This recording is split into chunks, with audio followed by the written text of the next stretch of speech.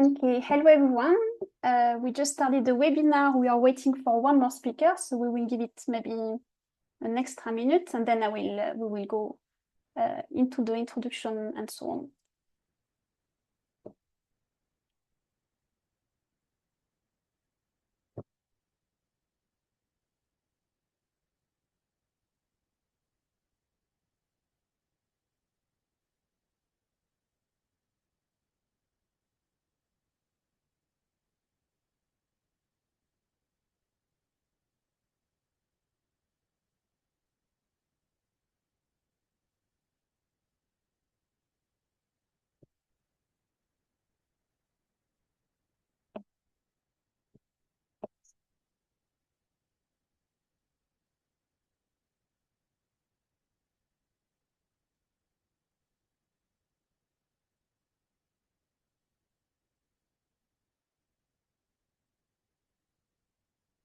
Okay, I think we can slowly start. I think we will wait for the last speaker to join as we start the webinar. I think it's fine. So welcome everyone. At this time, we usually have our monthly renewable cafe for those who are familiar with it. So today it's a kind of special edition of the cafe. So I hope we are I can see some names from our usual participants, but also other names. So thanks everyone for joining. And I see Kuda who joined soon. We now have all the speakers. So today's webinar is about the opportunities that renewable can bring or could bring if we had the proper planning, regulations, and policies in place, and how we can really advocate for them and seize these opportunities. So just to warn you already that today it's about let's say the opportunities in 1 month. So I think the last Tuesday of June. So at the same time we will have another webinar, and this time we will talk about the challenges and the barriers which are hindering the development of renewable energy. So today we have 1 hour and a half, more or less, to talk through a different type of topics, and we have 3 wonderful speakers. We have Flore Belin, who is the energy policy, so a coordinator at CAN Europe. We have Sanjay Vashist, who is the director of CAN South Asia, and we have Manjonjo, who is just a transition advisor at Vashist Africa, and is also the coordinator of CAN Just Transition Working Group. So thanks to the 3 of you for accepting to join and to share your experience and your also your expertise on the different topics. I'm sure this will be a very rich conversation. Before I hand it over to the first panelist, who is going to be Flore, I wanted to give a bit of background on why we wanted to organize this webinar today. As you all know, we are in the context of multiple crises. So we have, of course, the climate crisis. I was looking yesterday, actually. I'm based in Europe. Yesterday, we had temperature which were like 15 degrees above average. And I know this is already the norm in many places in the world. So this is really becoming the norm. And on top of this, and of course, like absolutely linked to it, we have the energy crisis, which is also triggered by the war in Iran at the moment. And combined with all the geopolitical and economical context that many countries are facing, this is, of course, affecting many people around the world, especially the most vulnerable. And in this time, we have seen different answers and solutions being brought by governments and countries, pulling us in different directions, to be honest, and it's not always easy to see where we are going. We have seen some countries going back to, or let's say, turning back to coal, like the Philippines and Japan. I think there are other countries which are trying to increase and seize the profit from the war. For example, we have seen the US is increasing the export of LNG and so on. And at the same time, on a different direction, we also have plenty of countries who are putting measures and policies in place to really scale up renewable energy. And for example, we've seen that China has exported a record amount of solar panels in the recent months. So it's really pulling us in different directions. We, as CAN, of course, are saying that the only solution to this energy and climate crisis is to turn toward 100% renewable energy. Most of these solutions that we are seeing and these narratives, they are very focused around questions of investment, technology, supply chains. and they are like framed under this general term of like umbrella term of energy security. And it is true that energy security is a must, that it is something that is really needed for the household, for the small enterprises, for the industry and everything. At the same time, when only using this framing, we risk kind of overlooking other aspects which to us are as important, which is the question of energy security, energy sovereignty, energy justice, energy equity, and energy democracy, as some people also refer to it. So today's webinar is really about centering again this justice and equity angle, because it is absolutely essential if we really want to have a transformative transition out of fossil fuel into renewable energy, where renewable energy is not just a new technologies or technological shift, but it is really about it is really a driver of prosperity for societies in the global north and in the global south.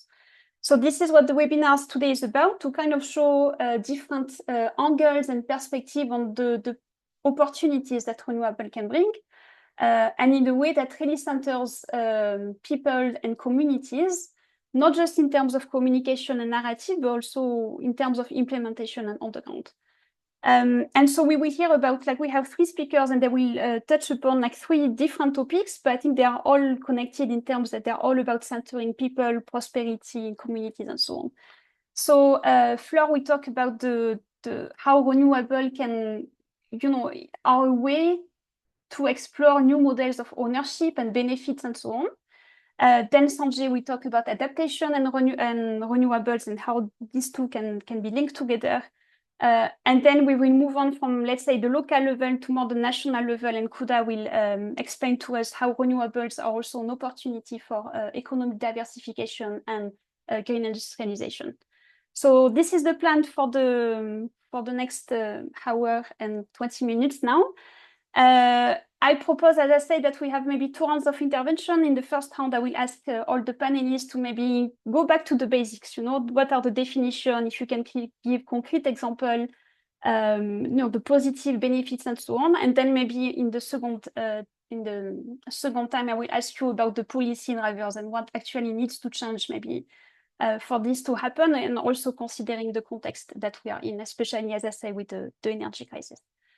And I'm hoping that with all of this, we will have time for questions. You can use the Q&A button at the bottom of your screen if you have any questions, and my colleague Mediatrix will help me filter the question and make sure that we can answer as much as possible.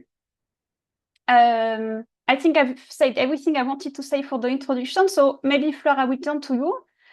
And just to start the conversation, the difference, I think the key difference here between fossil fuel and renewable energy is that renewable energy can be built a bit like everywhere, like in a decentralized manner, localized, and that opens up a whole world of opportunities, which wasn't the case and which is not the case with fossil fuel. And I think this is also why, there are opportunities for localized benefits, and this is what you've been working on with Can Europe. And so maybe if you could explain to us, first, what do you mean by fair engagement and benefit sharing? What is it exactly?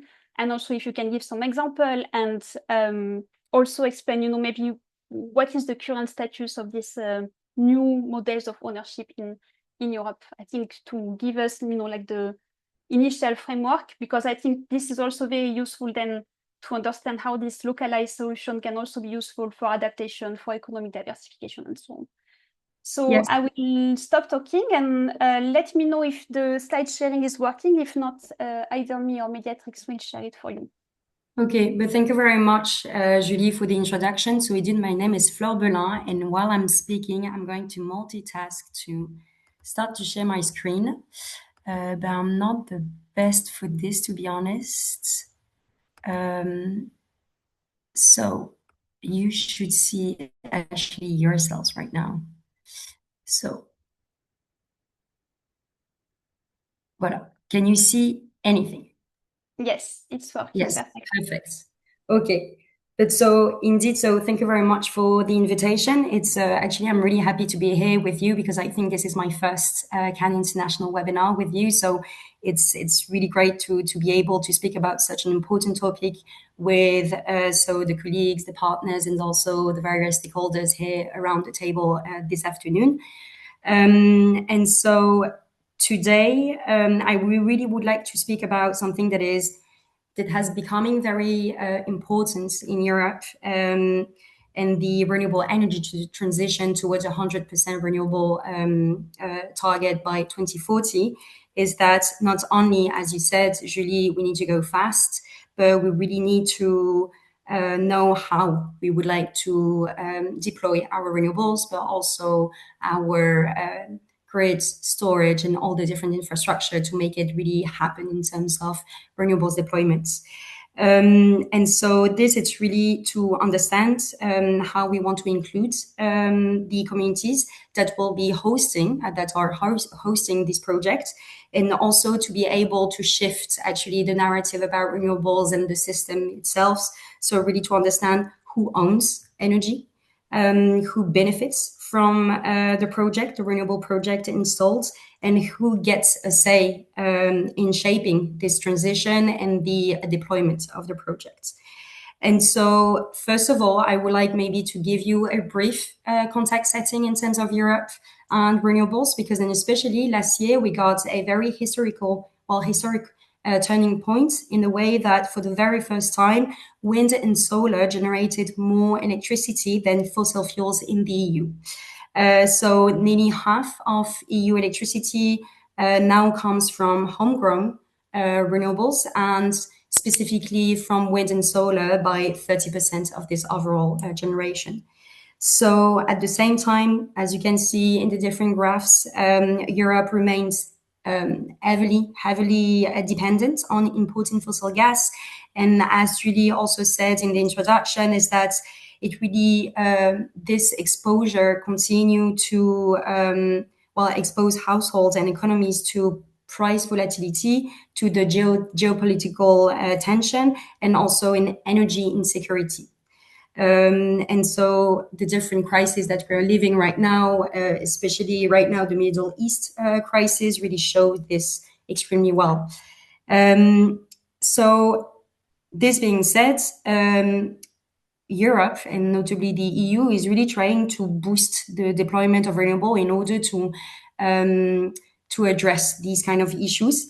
But this is the moment where we see that being fast, to really respect the speediness of the deployment is something that is not enough most of the time. And this is where I would like to explain a little bit the principle of how to go fast and fair at the same time. And this is really the core message that I would like to expose you today, is that fairness builds trust, and then you have trust that enables speed, notably in the permitting processes, where you have the public consultation, etc. And really, you see that speed needs to go hand in hand with fairness.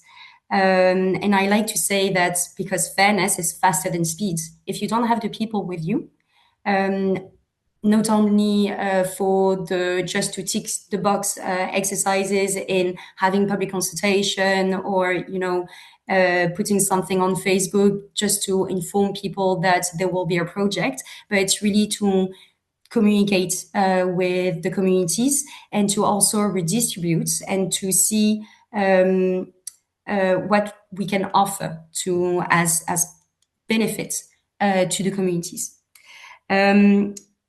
So that's what I want also to explain to you is when we talk about redistribution, we also talk about how we would like to share the benefits, because most of the time we see that across the EU, redistribution is not done. It's really at to the goodwill of the developers, and across the EU we can see that it's quite uneven in terms of benefit sharing. And so the benefit sharing is something that we're really trying to make it happen in Europe.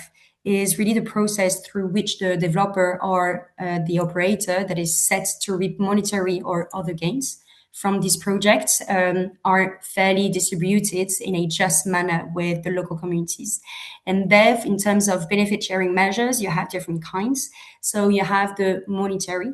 So it's really the direct payouts to citizens, the establishment of green funds or social funds for local causes. You also have in kind. So it can be just helping the community by installing PVs on school rooftops, or proposing some trainings in high school, because developers and operators are experts. So why not sharing as well their knowledge on this? And also it can be something that is very important is about also the tax measures. So reducing the electricity bills. When you have wind farms in front of you, why not also having the benefit of having less to pay, because the electricity is built, actually is produced in in your region. And then something that is extremely important as well is when the benefit sharing is made through ownership and co-ownership. And so this, it can be done by sharing the stake of the project, and so to be actively engaged in the development of the project, but it's also through the creation of energy communities, and also in terms of empowerment and decision making. So how to be transparent and how to actually have a say about your project there, and truly share the decision making with municipalities, citizens, and the developers. So this is a very specific example that I wanted to share, not only because I'm a French speaker, I use this French project, but it's also because Antilles-les-Marais project, so it's a wind project, just got an award called the Fast and Fair Renewables and Grids Award, created by the initiative having the same name, and Can Europe is part of the endorsers. And so what you can see is that it's quite a small project. So in the southwest of France, and they have three wind turbines powering around 10,000 and 6,100 households, which is quite massive actually, because this is a region that is mostly rural. And it's very interesting to see that indeed, so this project really helps in engaging against danger and climate change, and to really to get rid of fossil fuel.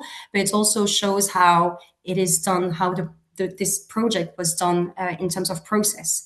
Because at the very beginning, the municipality disagreed with having winds on their land, the citizen as well, and especially that in France, as you may know, and in Europe in general, and in the world in general, you have a lot of opposition, and especially when the region or the national discussion are driven by the far right. And so this is what happened. But then they did a little bit their work, and they saw that there were some local community led projects. And so they said to the developer, okay, let's work on let's develop a wind farm, but then we need to be engaged. And so this is how there was a strong consultation, strong communication from the very beginning of the planning of this project. And also this is how the local cooperative, the local energy community called COPEC, holds now a majority stake in the project. And so here you can see on the picture actually the members of this energy community. And I thought that it was interesting to see as well, and I think this picture really shows it, is how really including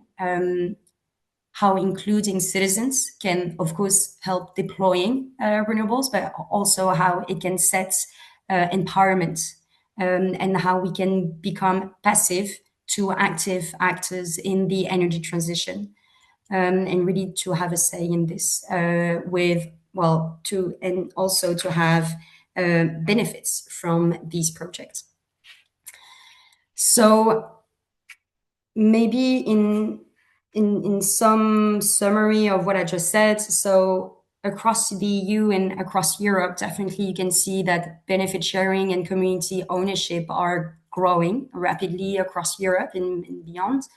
And here I put some example actually of, like, in terms of policy and regulatory examples. So from Denmark, Germany, Scotland, and most recently Spain, the Spanish government proposed a social and territorial excellence standard that will able to get more points for the renewables auctioning for developers that really propose real and tangible sharing of benefits with the communities.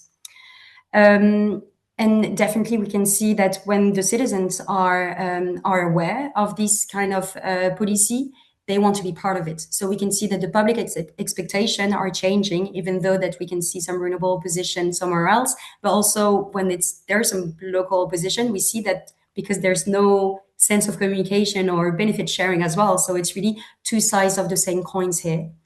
And so in terms of public expectation, definitely that energy communities and new co-ownership models are really expanding across Europe.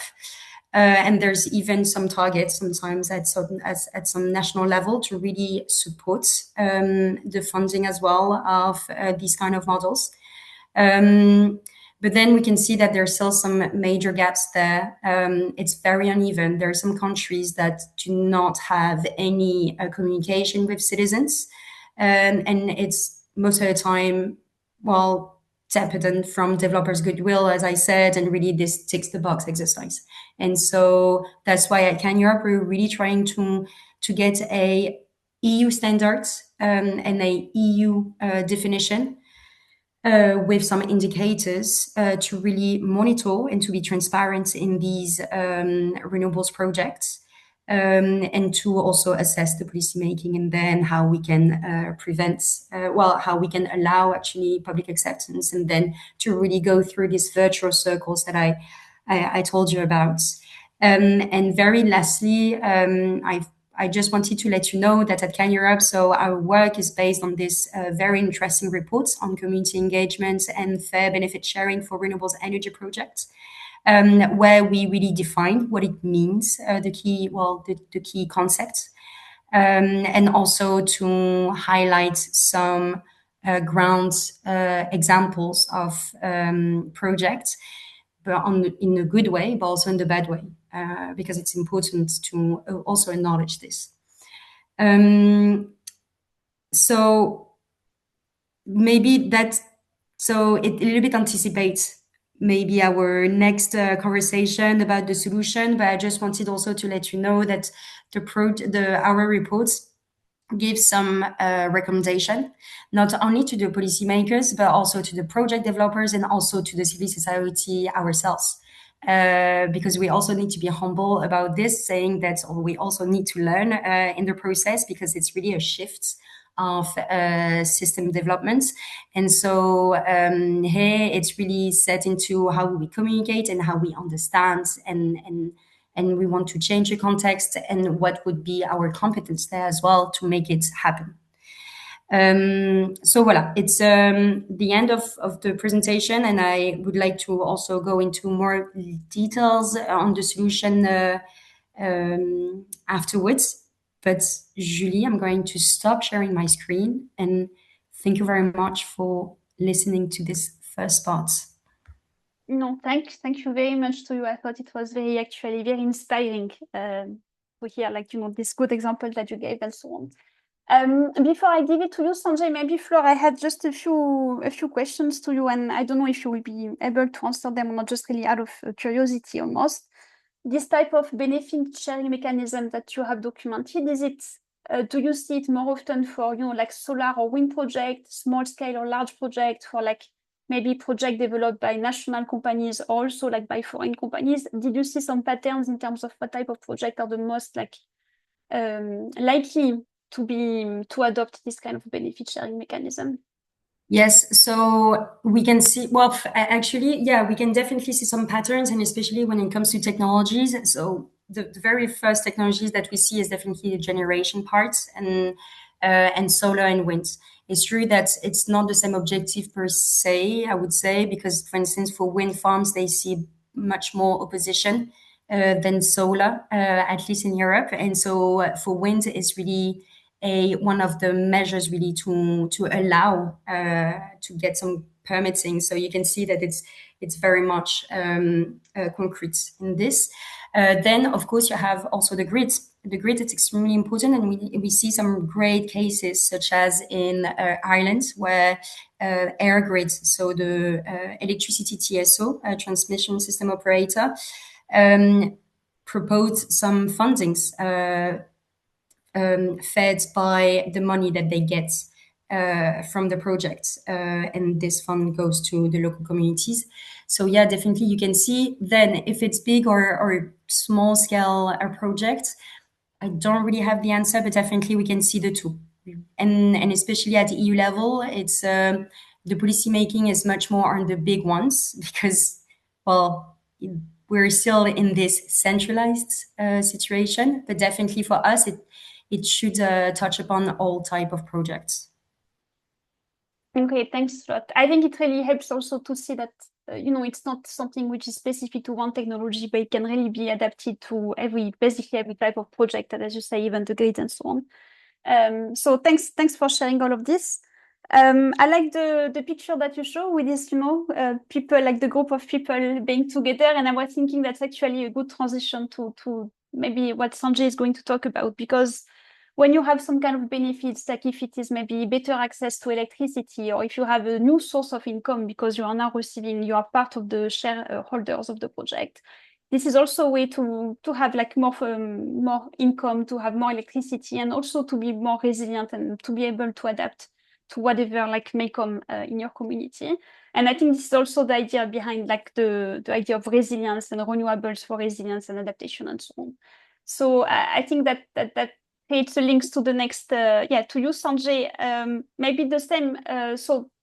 With you, I wanted to address, more like maybe in the context of the Global South, but like, what is the role of renewables for adaptation and resilience? And also, I know even this term adaptation, resilience, maybe they need some kind of unpacking. If you can really, explain the basics and also give some example of this.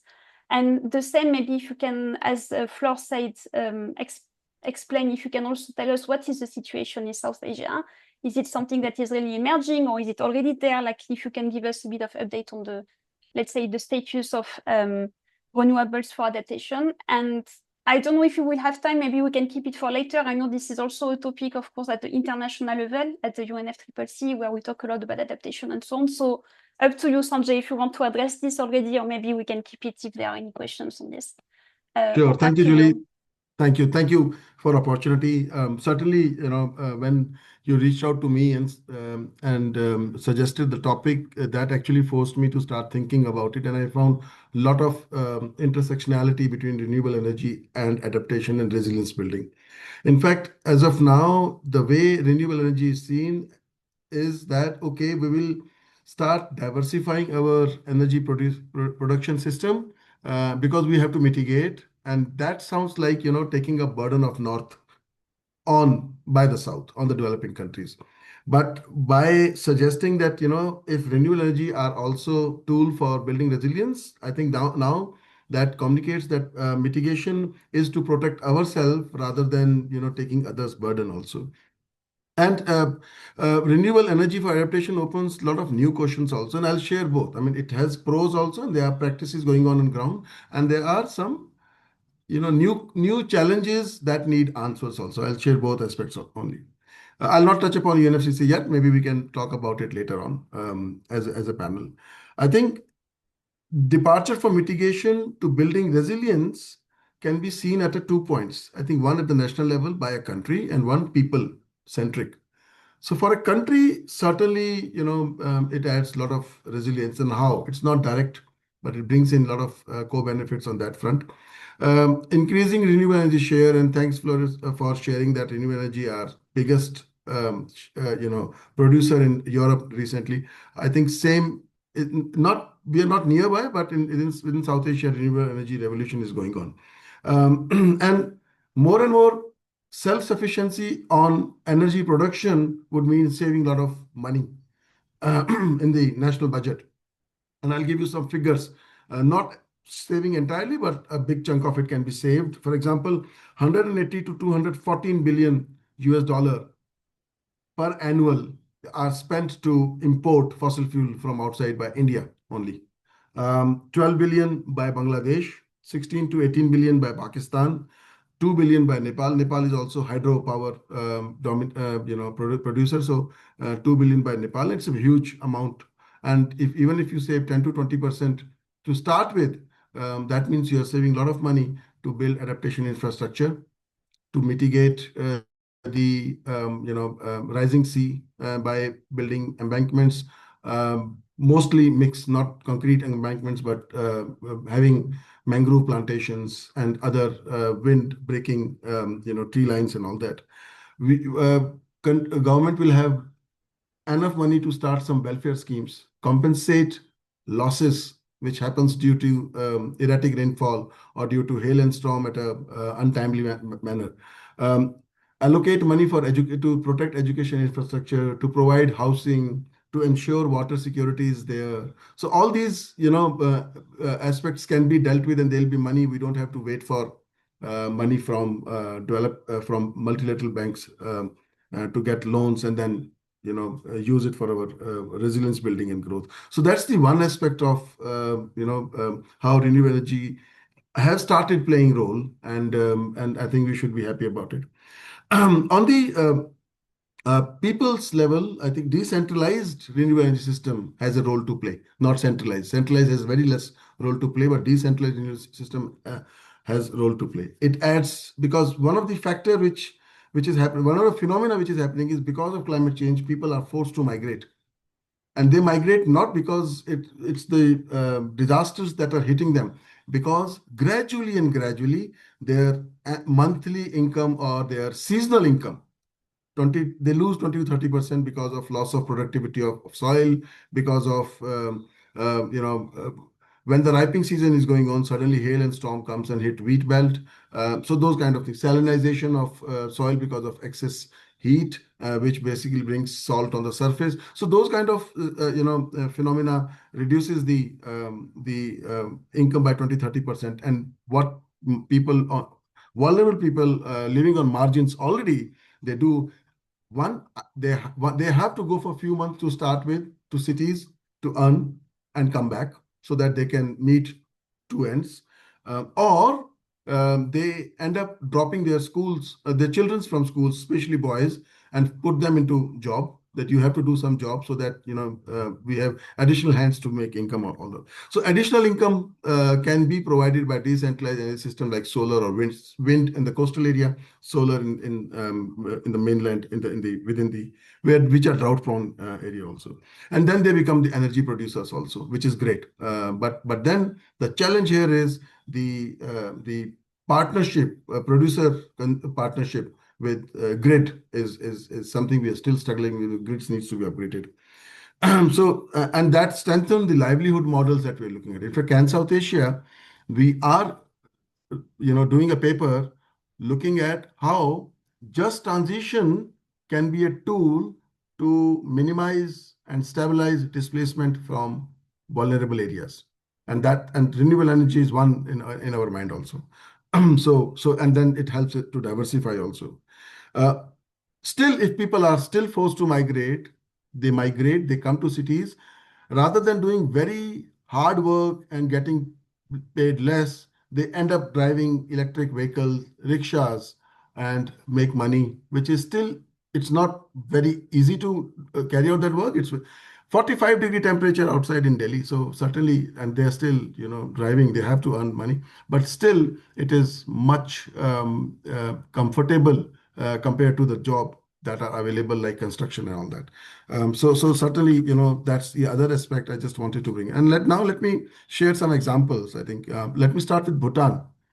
Bhutan is really worried about its hydropower system, which is Bhutan is hydropower surplus, and its output drops in dry season. So that's where renewable energy adds resilience to the economy, to the energy security also. So that's one. Another example is solar powered irrigation, helping farmers to maintain water access during dry season and drought conditions. That's the resilience. And then, solar power also means you are paying less for energy to procure energy, and you are generating your own energy. So that's very, very good. Solar mini grids. in Himalayan region, and which are flood prone, which are flash flood prone. And it also these solar mini grids also powers clinics, medical centers or clinics, education, schools, and provide lighting also at the time when it's most required. So that's one. Renewable energy powered drinking water access during flood, which is major issue, because after flood always there are diseases outbreak because of bad quality of water. So this renewable energy drinking drinking water access, floods that happen. So certainly reduce. I mean, but then if you look at model of centralized energy system, then it's not the community's resilience that gets built, and it's the private sector's resilience that gets built. So when we are looking at this aspect now, there are cases of decentralized energy system which has been, built, which has been practiced. It didn't work many times, not because they were economically not, of course, they were economically not viable to start with, because these solar mini grids and all that, they were started in remote areas where there was no last mile connectivity. They were not connected with off grid villages. So yes, fine,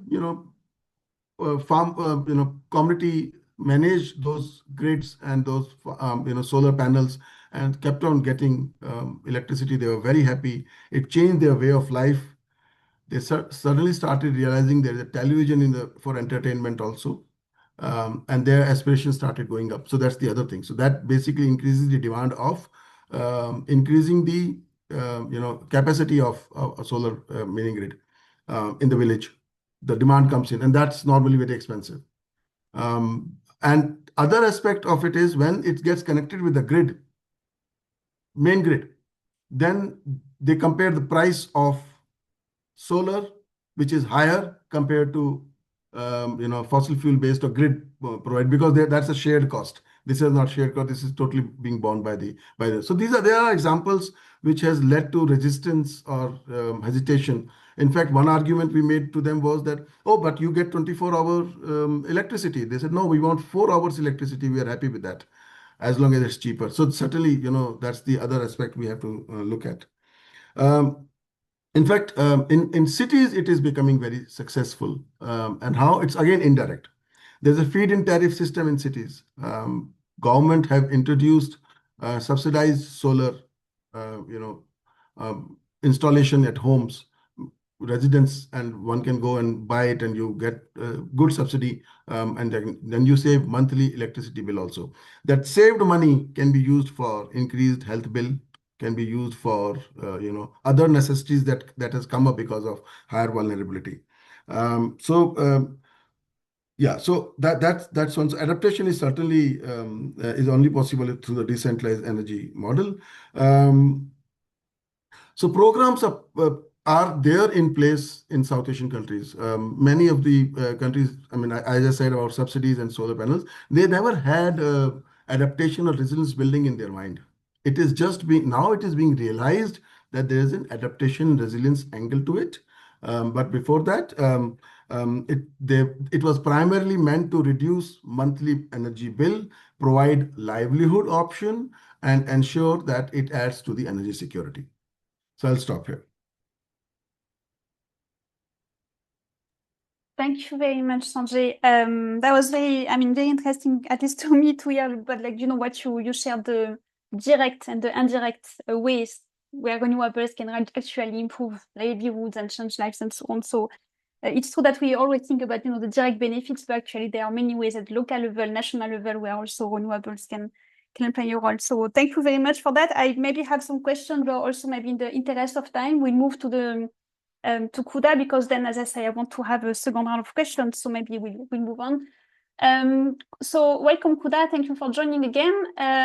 I think Sanjay actually made the connection by already saying, that the benefits are not only at the local level, but also at the national level. And that's also what I wanted you to talk about. There is an emerging, it has been there, but I think there is a growing momentum around this idea of economic diversification and green industrialization and so on. And of course, we as can say that the renewable energy, is at the center of it. So the same question as I did for Flore and Sanjay, if you can maybe explain the basics. What do we talk about actually when we say green industrialization, economic diversification? What is it? What are the benefits that renewable can bring? And in terms at the national level, but also, and maybe you can also explain that this also can trigger, of course, benefits at the very local level for the workers, for the communities, and so on. So yeah, I think I've asked the same question. So over to you, and then we'll go for the second round of questions. Thank you, Kuda, again for joining us. Thank you, Julia. Thank you so much for this opportunity and hi to everyone. I think what I'll do, I'll start off by sharing two reports that we've worked on. So I'll put them in the chat for people to have a read. They just loaded, but they'll come through just now. And I think, Julia, you're very correct. The danger with these concepts and ideas is they tend to be abused or used for very specific reasoning for different countries, different situations. But generally speaking, the idea of green industrialization is extremely important. At PowerShift Africa, because we primarily work, of course, on the continent, we always remind ourselves that we're not only fighting the climate crisis, but we're also fighting a developmental crisis.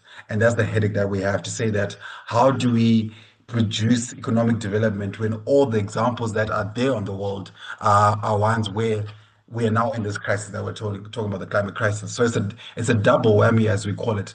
But we feel in a lot of ways that green industrialization is trying to be a space that brings the best of both worlds, which in itself is very difficult, but I think it's in a better direction. And I think I'll start off, just like what Dr. Sanjay started doing, is explaining the potential benefits of using renewable energy to start off. One of the reports I shared there is called Pipe Dreams, and we're basically showing how, in that report, we're detailing how oil and gas has not led to the transformation that Africa has been crying for the last 40, 50 years. People always assume that Africa is developing as if it's just started just now, but we've had oil and gas development for about 60 years. That's basically as long as your Middle East countries for some of the countries. And what has been the reality is that the idea of economic development or industrial growth has actually not happened. And in that report, we analyze the reasons for that. But more importantly, just like what the Dr. Sanjay said, on the African continent too, we have done some modeling to show that if Africa, for example, went to 100% renewable energy by 2050, we can save between 3 and 5 trillion, which is basically about $150 billion per year in fuel saving costs. And basically, what that means is that if we keep a business as usual approach as we're currently doing now, we'll basically having a difference of about 3.8 trillion. So effectively, we can save about 3.8 trillion by transitioning to the renewable energy systems as a base level. And I always try to start with a focus on jobs. And from our modeling, there are at least 5.4 million additional jobs just in the energy sector alone that can come from renewable energy. So starting with that base to say that we know Africa has got some of the best regions for renewable energy. It's not just a nice to have, but it's actually something that makes economic sense to basically say that we get some of the best sunshine in the world, we get a lot of good wind. So effectively, we are one of the best places for renewable energy. So with that base in mind, how then do we design industrial development, which is now where this issue of green industrialization comes in? So what is green industrialization? And I think there are basically four buckets that we try to put this into. With green industrialization, you can decarbonize existing industries. There's a lot of the mitigation focused ideas that come with these things. So basically saying that the industry that's always been there, that has been using coal, how do you get that to use renewable energy to basically power itself? That's one example. Also, that's one criteria of green industrialization. The other one is producing inputs for green industries. That is basically, it's a lot of English to say that these are some of the critical minerals that were talked about, or what I prefer to call the transition minerals. And that's another component. Unfortunately, as I'll discuss on the African continent, our idea of green industrialization is always being linked to that as if that's the only way to doing green industrialization. I think we're doing a disservice to ourselves, but also understanding that we do have a very important advantage and a good base to start off with. The other one is the actual manufacturing of those green goods. And I think we all know who's doing well on that front, and that's China. Europe, as the first presentation showed, is also doing quite a lot on that. And that's the third component of what green industrialization is. And lastly, the other component that we talk about is leveraging existing capabilities. What that basically means is, for example, if you're producing you have a car assembly plant, how do you turn that car assembly plant from being a combustion engine plant into an electrical vehicle plant? So those are the four areas of work that we think basically cover all types of green industrialization, at least from a national and a state perspective. With that said, uh, what is important is that are we actually getting concrete examples? And I'd like to say, as a disclaimer, that we are getting concrete examples, but they're not easy. What I mean by they're not easy is that, for my opinion, there are too many trade-offs that are being done for the sake and in the name of green industrialization without taking into consideration some of the things that were already mentioned here. Is there enough adaptation capacity being added? Is there enough community involvement being added? All those things.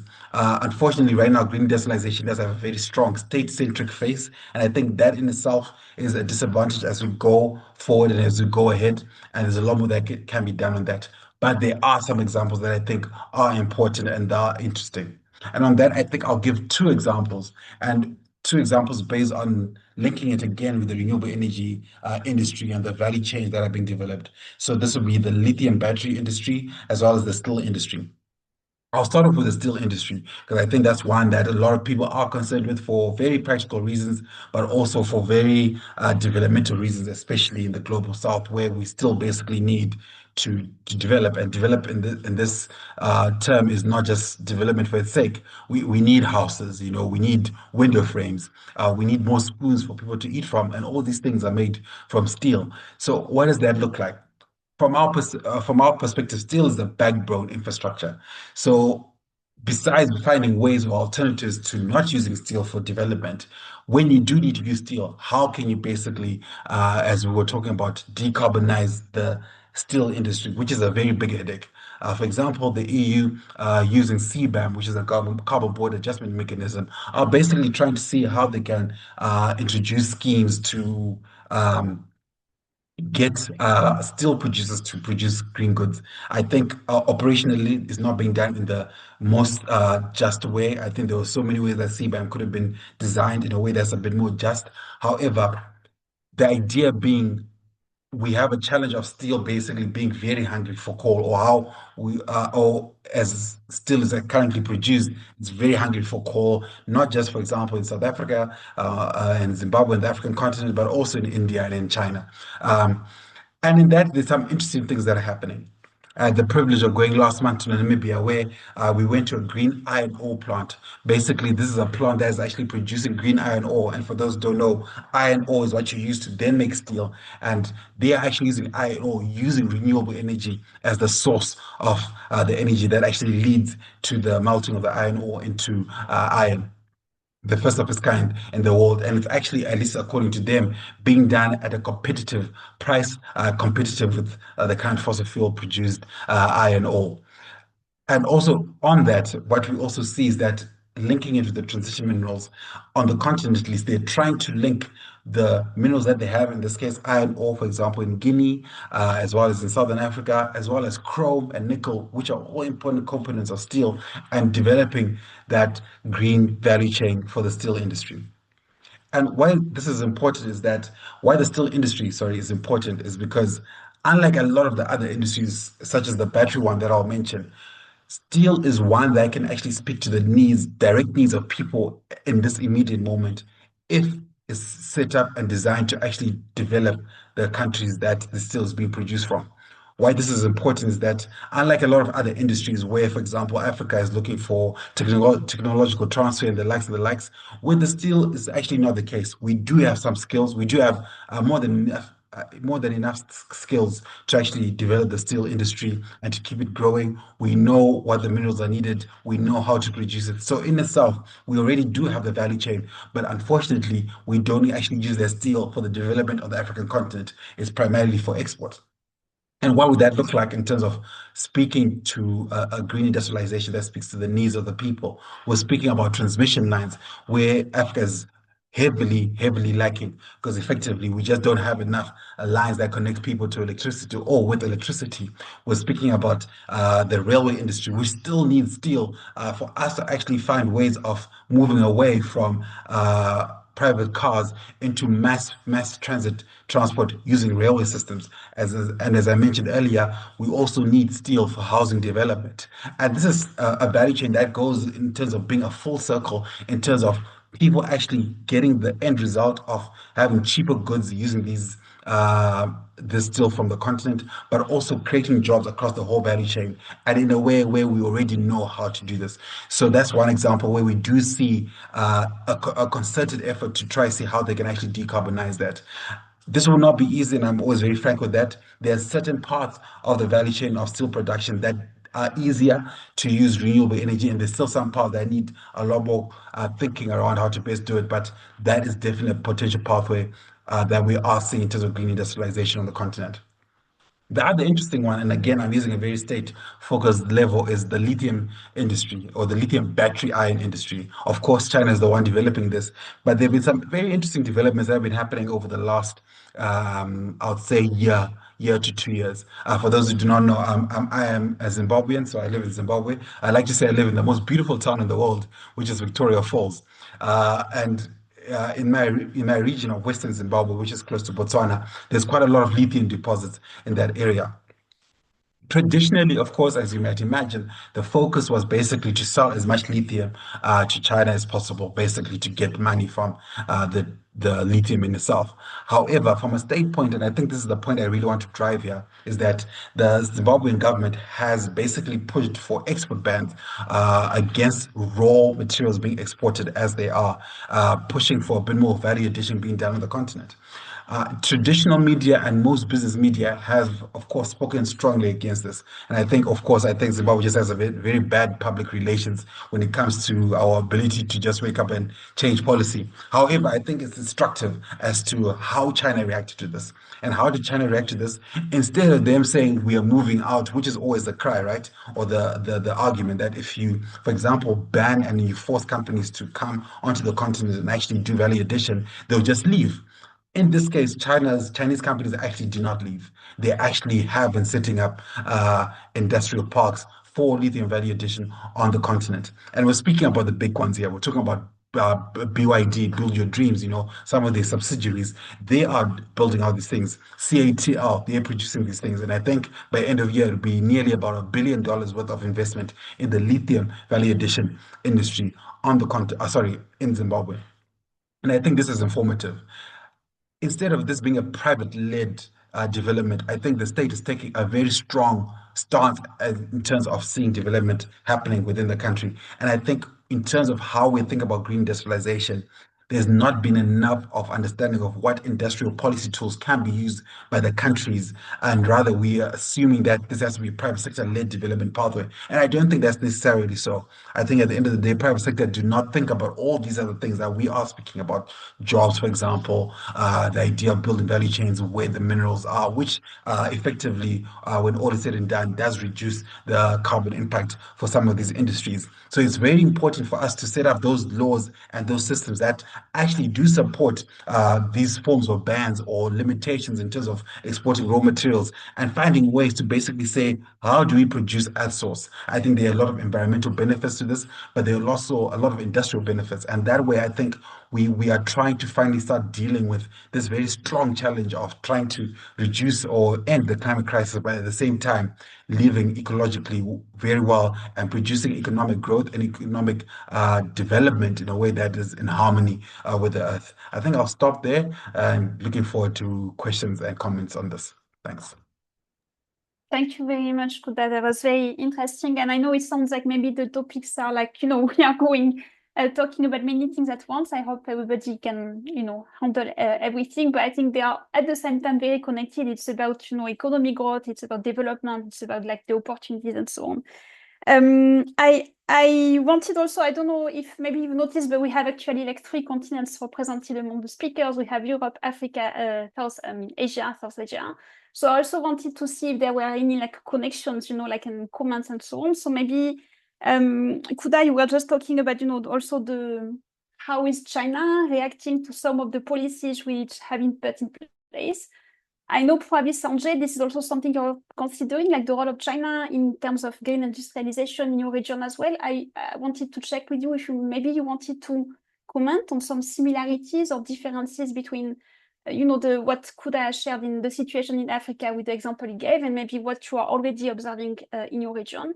If you see like similarities in terms of the strategies that maybe the governments are, setting in place, but also in terms of opportunities. Over to you, maybe if you want to comment on that. My comment on China? China, and let's say green industrialization in your region as well. And I guess they kind of some like overlap in some. I think China is seen as a producer of infrastructure of technology for renewable energy. That's how it is seen. But because India and China, they are mostly in competitive, at least India sees it as a competition. There's a Make in India push within India also by Indian government to make sure that investment comes in and we can, have our own technology, roll out on renewable energy. So that is certainly going on. As till that time, I mean, India is also importing solar panels and wind turbines from China. So China is not investing much. India is economically a very strong investment potential country. GANSA also pushes for investments in the renewable energy sector. As long as they are accountable, they ensure social benefits. So we certainly, and as long as it's a win-win situation. So that's in brief about my comment on role of China in renewable energy. But China is not, sending technologies to build resilience. It's a pure business for them, and they are basically, selling technology to make profit out of it, which is fair enough because market forces works this way. So that was one. And then on economic diversification, I just wanted to, share some aspect. Though my earlier intervention was more on economic diversification and its benefit in building resilience. I think one boom that we are seeing nowadays is, again, on electric vehicles and the kind of jobs that are being created. One is drive electric vehicles, other is charging stations. People who have little bit land and electricity, they basically put, they call all the electric vehicles kind of a tuk-tuk in their place, and they charge overnight and they take rent or charging cost of that. Some of the other kind of jobs that are being created is parking space for these at night. So they charge 10 rupees per rickshaw, and then you park your vehicle there. So those kind of jobs coming in. Repair of electric vehicles is another job boom. In fact, we were discussing, I'm in Nepal now, and we were discussing yesterday that how Nepal is going through a revolution boom, and you see a lot of electric vehicles and all that, and there are very less electric vehicle maintenance shops and mechanics. So that kind of intervention, that kind of capacity building needs to be made by government in Nepal. So that's the other aspect of it. Of course, there is also one aspect of water, food, and energy nexus that we need to look at. On one side, use of energy in the agriculture sector to ensure water security and food security. Other side, and then how. But then there's the flip side also, how ethanol is being pushed as a renewable energy. That's the other way. So as of now, within South Asia, there is certainly a confused state of, there is not a clear pathway to move ahead. Policymakers are trying everything, whichever ensures security. And I think this is natural. When you are at a crossroads, you tend to look in all directions rather than in one direction and start moving ahead. So that's in brief about two questions you asked me.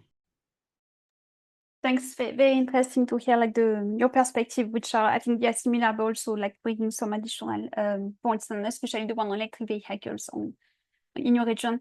Since we are talking about industry, I'm curious maybe to turn to you, Flore, again.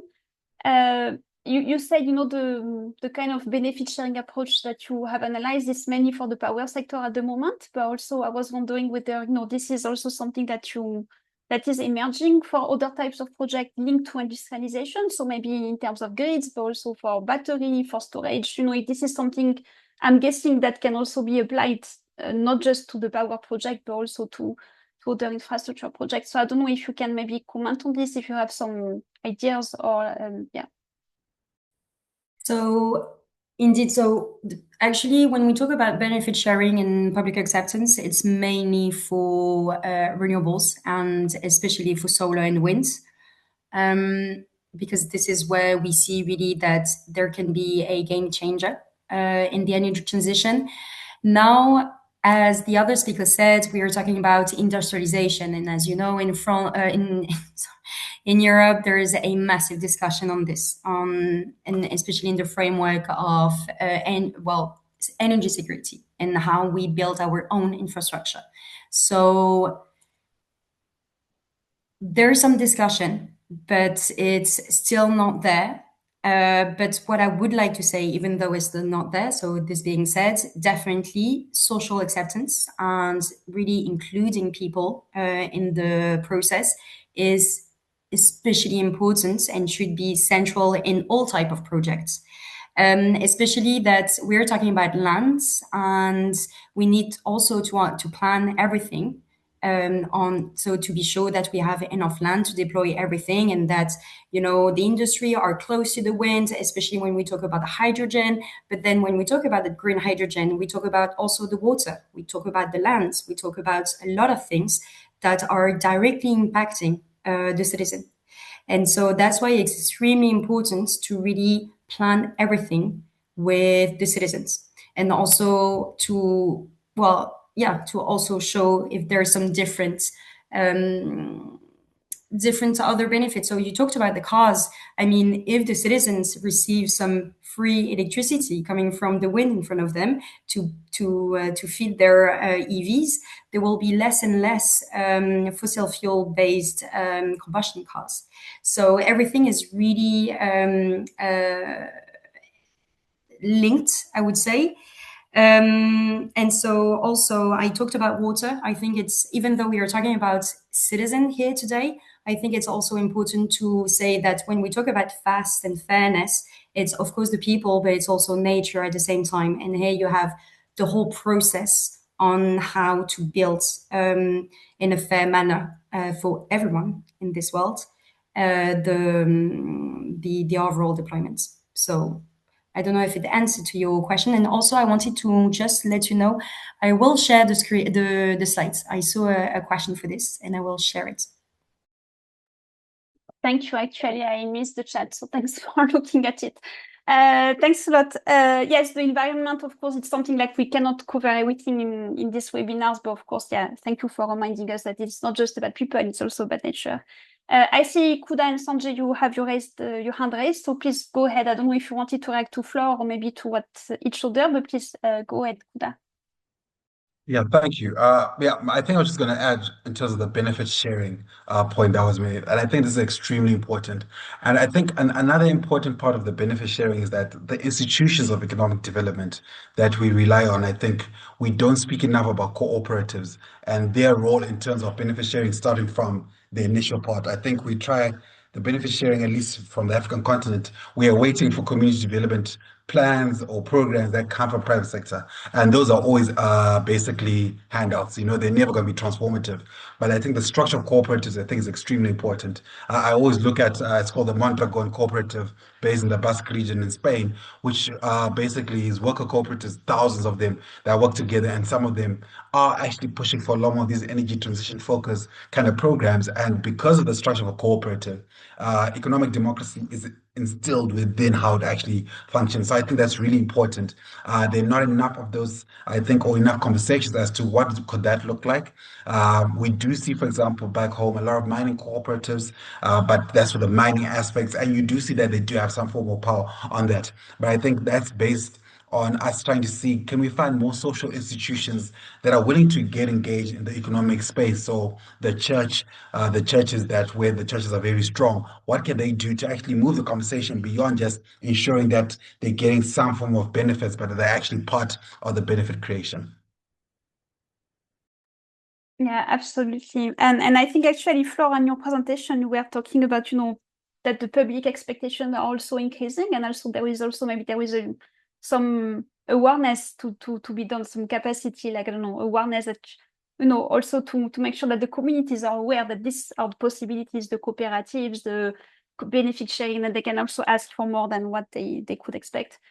Sanjay, over to you. I think you Yeah, wanted to very react. quickly, Julie. Very quickly. I think on one side, if we are happy that renewable energy adds a lot of adaptive capacity to the communities, I think there is responsible. There are side effects also of it, and I just want to bring it to everybody's knowledge. There have been cases where solar water pump provides free water from ground for agriculture, and nobody cares because there is no electricity bill, so water keeps on flowing and gets wasted also. So there are cases for that also. So we have to be a bit cautious, and we have to, and that is why it is important that awareness and knowledge to be imparted to the communities who suddenly gets power to produce energy and use it at their will. Yeah, thanks for bringing this up. Actually, very interesting. Okay, we have 20 minutes left. I see one question in the chat. Maybe so Caroline, I saw your question. Maybe before I take it, I wanted to kind of circle back to my initial, comments on the fact that at the moment, everything is about energy security and so on. I wanted to see, like, when you are doing your own advocacy, in your regions and so on, what is the current challenges? Like, how do you see that the current situation in terms of energy security? Is it like, are you seeing as an obstacle to you, for example, working on adaptation, on green industrial policy, on benefit sharing? Or are you seeing as an opportunity? Like, is it, competing or rather complementing the narrative? So I wanted maybe to bring back everything that you said to the current context, because we are in an energy crisis. We shouldn't forget it. So how are you like working this out? And did you see any changes in terms of, when you are working with governments and so on, like how is it impacting your work? And yeah, maybe if there are like things that you can share with the participants here.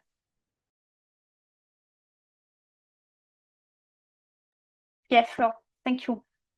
Yeah, I can break the ice here.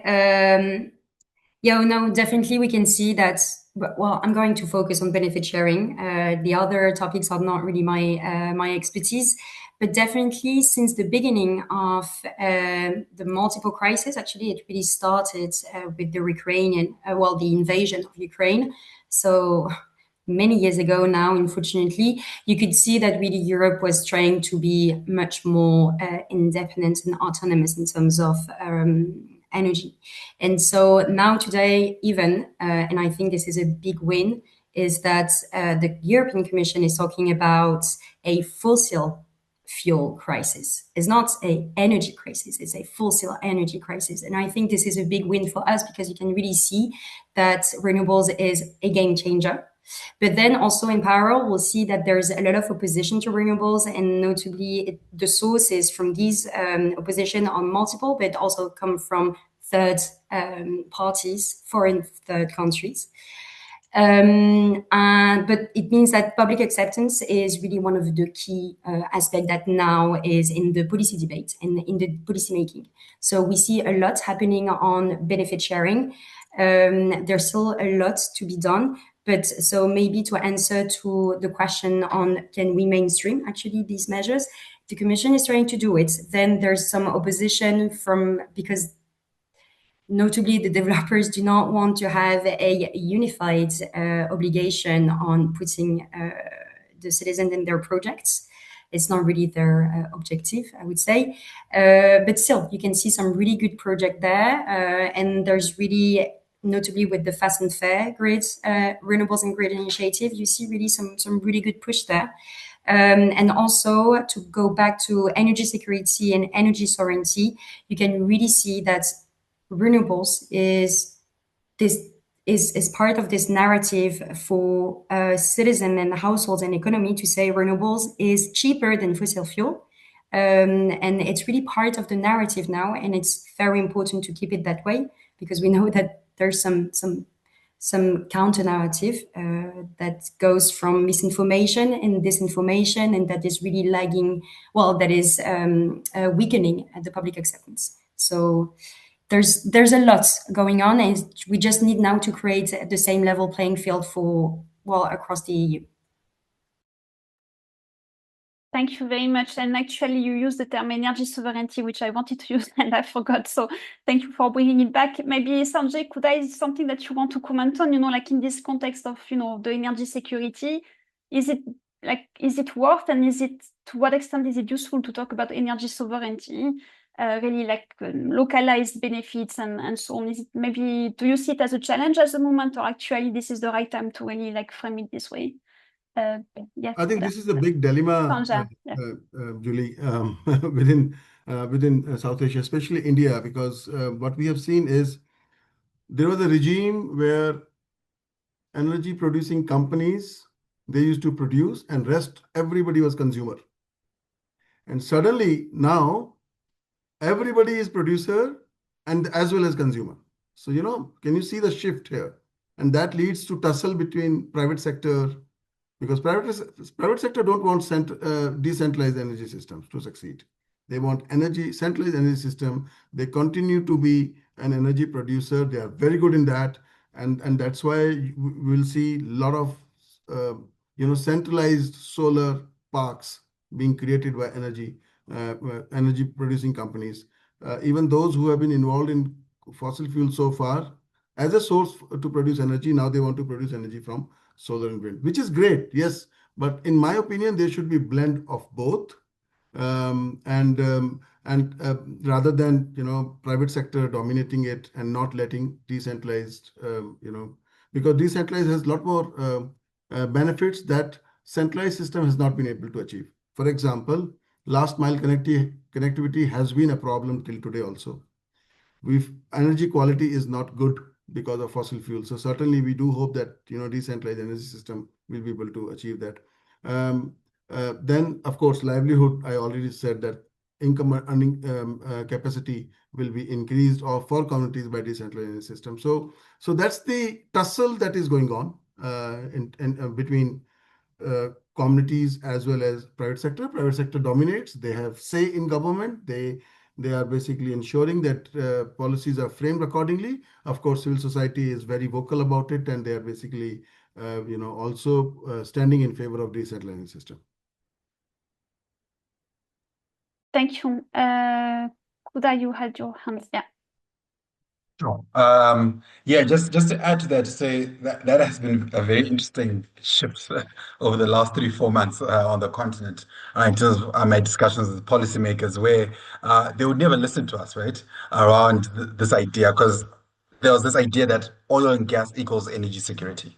Those two things were simple as. So renewable energy was a nice to have, it's something you do just to get more money into the economy. But one of them, and I won't mention, but they literally said, okay, how can we improve our security with your solar and wind? We're now willing to listen, and it was very funny because they realized that the least affected communities in the country right now are those who are primarily reliant on solar and wind. So, and how that happened, for example, in Zimbabwe and Zambia is interesting. So Zimbabwe and Zambia share Lake Kariba, which is Kariba Dam, and both countries get about 60% of their energy from hydropower. But the last El Nino, which happened 2 years ago, basically there was no energy coming from the Kariba Dam, which basically meant that both countries were facing about 18 to 22 hours of no electricity every day for basic consumers. So what basically a lot of people did were like, okay, we lift our hands, we can't get electricity from the grid, we're just going to import a lot of solar panels. So of course on the continent, I think about 15 gigawatts worth of solar imports as of last year, within a year, in 12 months, came onto the continent. But I remember specifically in Zimbabwe and Zambia, it was about 1.5 gigawatts worth of solar panels coming in. And right now, about 6 to 8% of Zimbabwe's energy supply comes from rooftop solar. So basically these are people who are part of the off-grid policy in Zimbabwe, where if you have solar panels, you can feed back into the system. The feed-in tariff system, I think it's called in other countries. So what then happened is that they realized that they have not been affected, and they're now trying to find a way to increase that figure. But like what Dr. Sanjay said, there's this addiction to large scale solar farms. And I think it's also a very political reason. You can't cut the ribbon in front of someone's house and just put solar panels on top of their roof, right? But politically, it makes more sense to have this 100 megawatt solar farm, and I think that's unfortunate because at least from my perspective on the continent and a lot of the global south, the biggest investors are actually the people. They're not private sector or investors who want de-risking and the likes. And I think that's also another message we're not sending through, that besides energy security, the true investors within this revolution right now are actual your people with their 10 kilowatt or 100 kilowatt solar panel. And maybe we need to do a lot more in terms of policy changes to direct more support for those kind of interventions. Thank you very much for this. Yeah, and I think we are back to what we have been speaking about, the bottom-up, people-centered renewable energy transition. I would have more questions, but I know we have at least one question in the Q&A, which is from Caroline. I think that's mainly for you, Flore, if you think that utilities could be convinced to mainstream benefit sharing approaches also in project development. So maybe you can answer this question, and then I encourage everyone to ask any more questions in the Q&A. Otherwise, maybe I will just end with the final question, and then I think we can wrap up the call. Yes, indeed. So there's definitely some ways to do that. And so you can see that first, some utilities have already some really good strategy. And what we are trying to have is that all utilities have great strategy in terms of including people. And it's also because I love this sentence actually, Kuda, about the biggest investors are the people. They're the one really to say something. So I thought it was a great sentence. And so what we are trying to do is really to have this, at least at the EU level, and then there's always a link with the other European countries, is to have a definition of what it means benefit sharing. Because today I shared with you the definition, but at EU level, it doesn't exist. So I think it's actually something good that if we want to have a good framework, and especially that there will be a lot of cooperation and transnational cooperation there in terms of generation. And so what we want, so we are pushing for it. So it's ongoing, actually. We are in the negotiations to get it. And so far it's going rather well. So we are quite happy with it, but we are touching wood. And then we also want to accompany it with key performance indicators.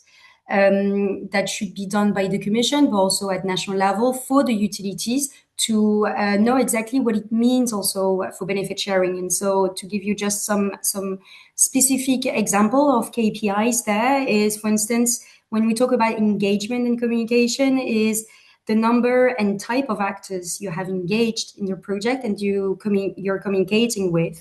And also when I say the types, it's also whether you're talking with farmers, you're talking with people under energy poverty situation. So really how you are doing that.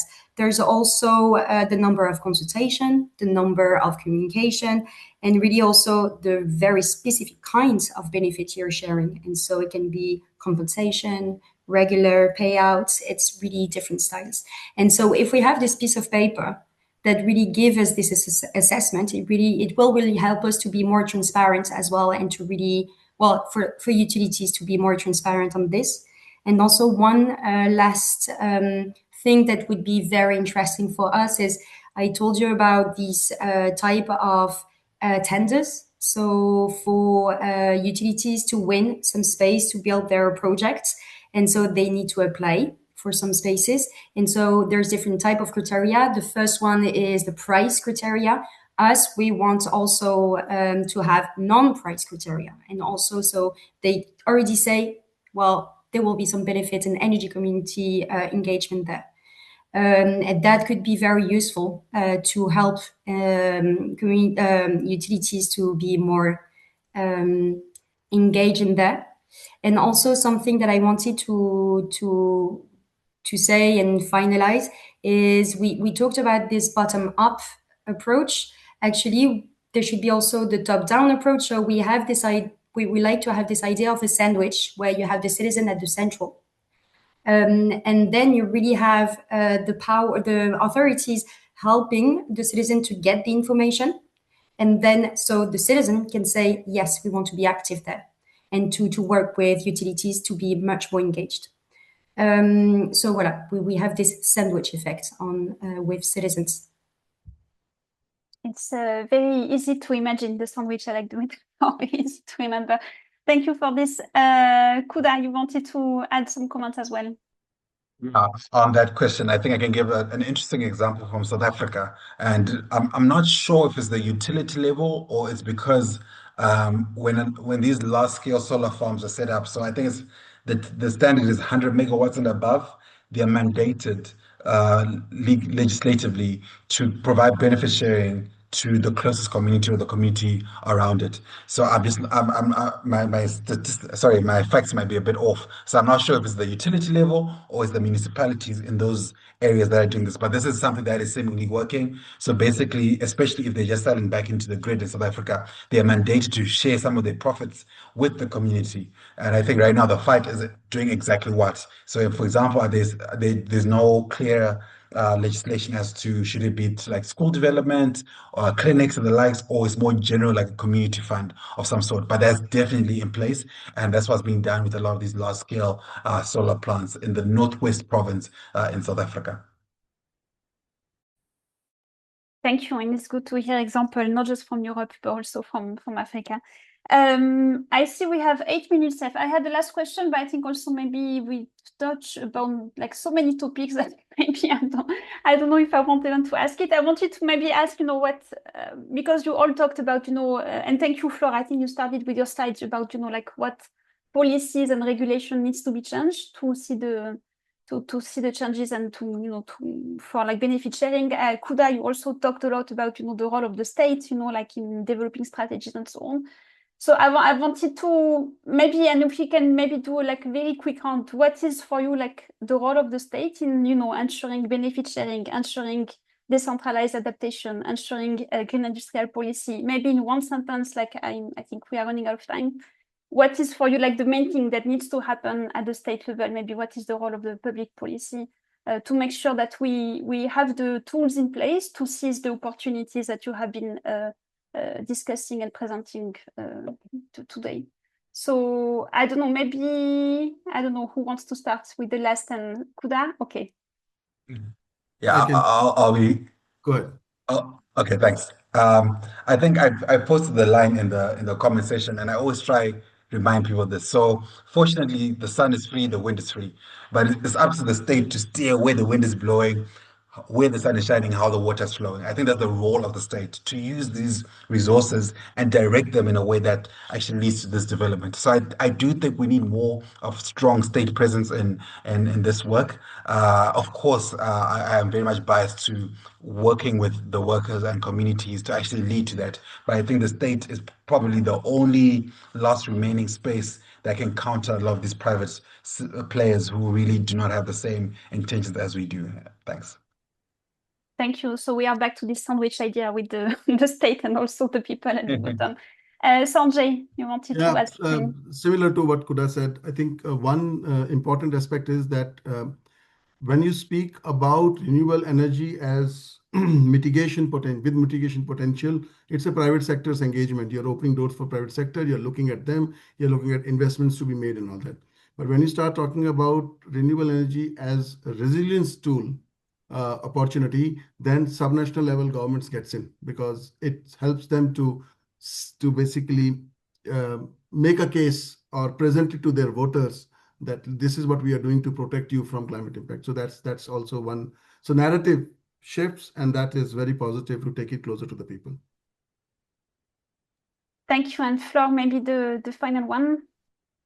Yes, on my side, I would say to allow how to listen to people, and so really to have a framework, a policy framework for this. And I fully agree that the state has definitely a central role here, but it's also a decentralized way of listening to the people and engaging in the issue. So I'm notably talking about mayors, local authorities. They're the one really close to citizens, and they should have budget for this expertise. So voilà, listen, budget, and at decentralized scales. Okay, thank you all for like managing to present all of this in such a short time. I think, let me check. We can share. I'm looking at the Q&A quickly. Yes, okay. I think we'll be able to share the recording. We'll see. I think we can end slowly. I will not try to wrap up because we heard so many things that it will be a bit difficult, but I think it was very useful and very inspiring as well to hear about all the different facets of renewable energy from different regions, from different topics, from different examples. Thank you so much, the three of you, for really giving us some concrete example and not just, the theoretical framework. I think that was very useful to understand what is really happening on the ground, especially in the context we are at the moment. Maybe just to finalize, we will try to share at least some key highlights, or maybe the recording and so on. Flore, you just mentioned the question, you say we need to have capacity, we need to have finance and so on. This is something that we will try to address in the next webinar in June. So that will be more for the Global South, but I think this is also, it's a general issue, how do we make sure that we have the state authorities also and the local authorities have the capacity, have the knowledge and the budget also to make sure that this renewable energy project really benefits people and communities on the ground. So I think I will leave it to this. Thank you very much for everybody who listened to this. Thank you very much again to you three for joining us and for sharing your research and your knowledge on all of this. And I wish everyone a good end of the day, beginning of the day, depending on where you are, I never know. And that's it. Thank you very much, everyone. Bye. Thank you. Merci beaucoup. Au revoir.